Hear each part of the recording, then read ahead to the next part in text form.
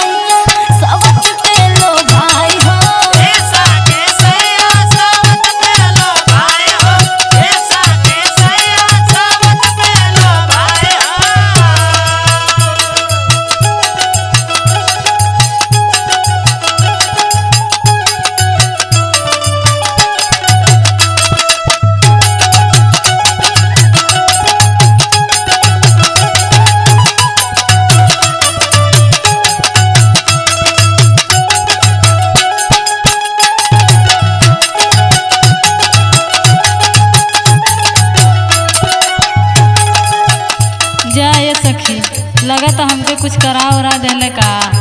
का बताइए सखी और सुनो सुनावा। काजू बादाम और पेड़ा खियवने।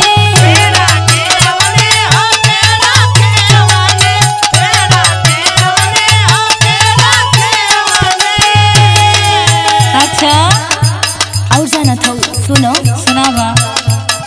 किनके भाई से खूब दूधवा पियवने।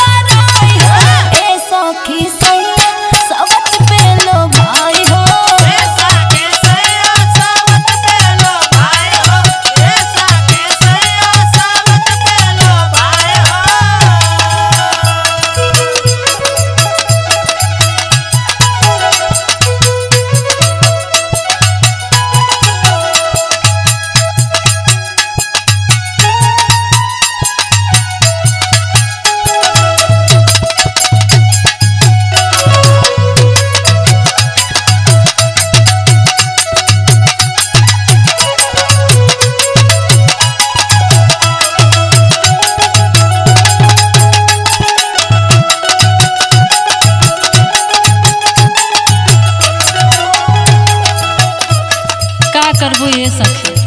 का करबे करबे सखी सुना हमार बात। सुनावा।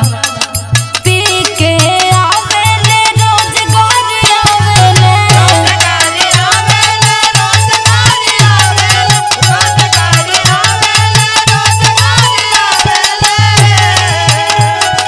रात रात भर सैया घर नहीं आवेले।